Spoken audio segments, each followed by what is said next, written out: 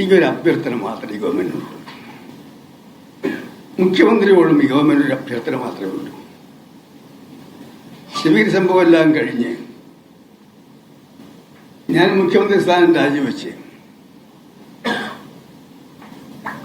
90 നടന്ന ഇലക്ഷനിൽ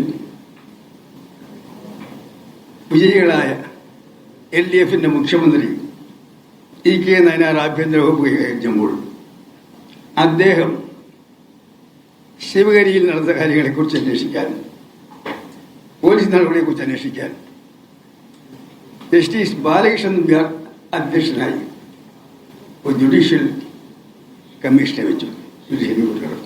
ആ കമ്മീഷൻ വിശദമായി ശിവഗിരിയിൽ അധികാര കൈമാറ്റം നടത്താൻ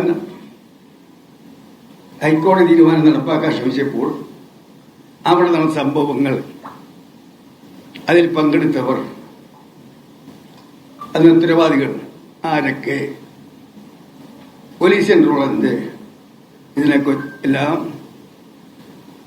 മാസങ്ങൾ നീണ്ടുനിന്ന അന്വേഷണത്തിന് ശേഷം വിശദമായ ഒരു റിപ്പോർട്ട് ബഹുമാനപ്പെട്ട മുഖ്യമന്ത്രി നയനാർക്ക് നൽകിയിട്ടുണ്ട്. ആ റിപ്പോർട്ട് പുറത്തു വന്നതാണ്. കാര്യങ്ങൾ ഇപ്പോഴും വിവാദങ്ങൾ കെട്ടിടക്കാതെ നിൽക്കുന്ന സാഹചര്യത്തിൽ എന്റെ അഭ്യർത്ഥന, നയനാർ ഗവൺമെന്റ് നിയമിച്ച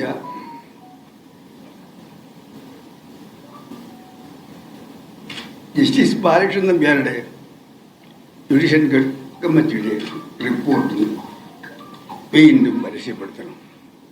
ജനങ്ങൾ അറിയട്ടെ സത്യം, അവിടെ എന്താണ് സംഭവിച്ചത്.